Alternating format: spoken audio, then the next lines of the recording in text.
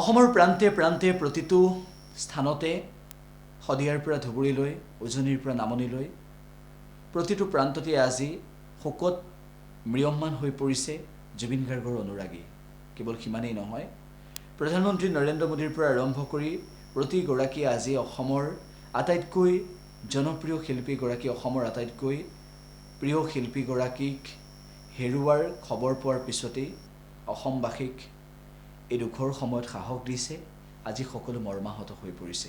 এই মাত্ৰই ফোনটোত আছেই পবিত্ৰ মাৰ্ঘেৰিটা ডাঙৰীয়া, তেখেতে মোক জনাইছে যে জুবিন গাৰ্গ ডাঙৰীয়া বা আমাৰ মৰমৰ জুবিন এই সংসাৰত নাই, তেখেতে এই সংসাৰৰ পৰা আঁতৰি গৈছে। খুব মৰ্মান্তিক ঘটনা, মৰ্মান্তিক দুখদায়ক ঘটনা। আজি আমি বিজেপি দলে আজি গধূলিও আমি নিৰ্বাচনী প্ৰচাৰ নকৰোঁ। মই এতিয়া খালি গুমাত গৈ মানুহখিনিক নমস্কাৰ কৰি মই গুৱাহাটীলৈ তুৰন্ত উভতি যাম। তেখেতৰ সৎকাৰ বা কি ধৰণে আমি তেখেতক আনো, গোটেই কথাবিলাক গুৱাহাটীত গৈ আমি আলোচনা কৰিম। অসমবাসী ৰাইজৰ লগতে মই সমগ্ৰ অসমবাসী ৰাইজৰ হৈ কি ক'ম, দুখৰ ক'বলগীয়া একো শব্দই নাই, শব্দই বিচাৰি পোৱা নাই। এটা মৰ্মান্তিক ঘটনা, জাতিৰ অপূৰণীয় ক্ষতি, জাতিৰ এটা অমূল্য সম্পদ আমি হেৰুৱাই পেলালোঁ। আজি এই মুহূৰ্তত মই অত্যন্ত দুখেৰে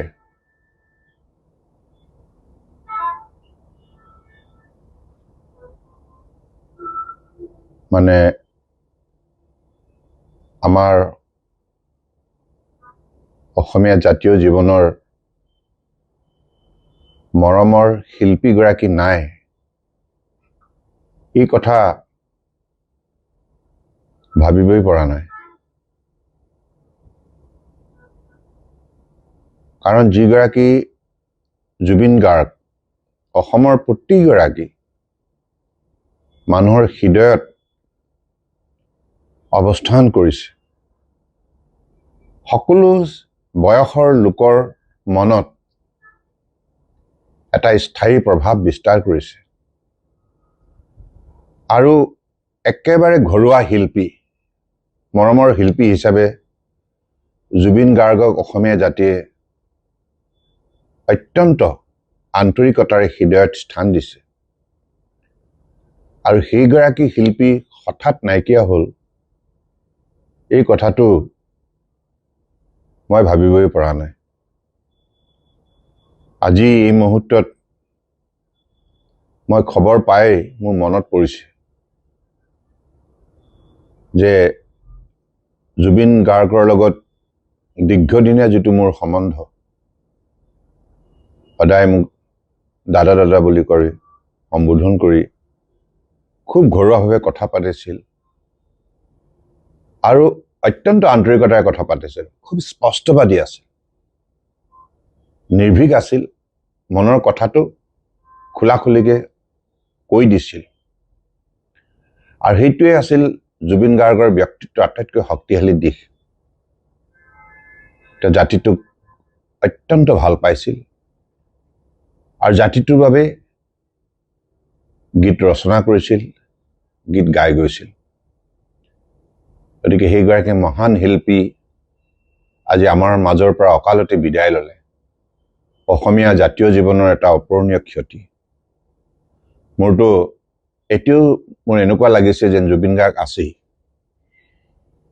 সেইকাৰণে মই ভাবোঁ যে তেওঁ কেতিয়াও আমাৰ মাজৰ পৰা হেৰাই যাব নোৱাৰে।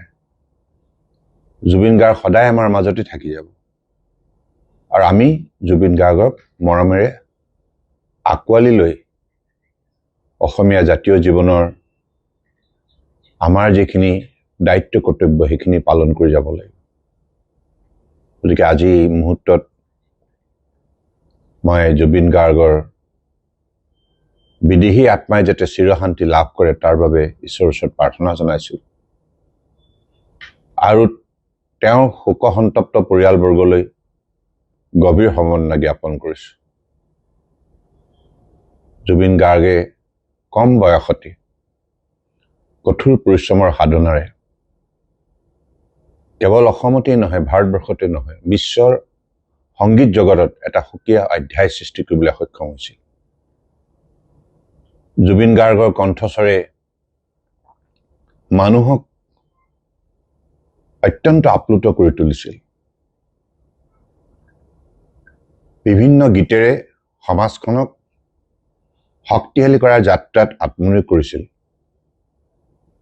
গতিকে সেইগৰাকী জুবিন গাৰ্গ কেতিয়াও আমাৰ মাজৰ পৰা হেৰাই যাব নোৱাৰে। মই পুনৰবাৰ জুবিন গাৰ্গৰ প্ৰতি মোৰ গভীৰ মৰম স্নেহ যাচিছোঁ। তেওঁ য'তেই থাকিব তাতেই শান্তিৰে থাকিব। ঈশ্বৰে মৰমেৰে জুবিন গাৰ্গক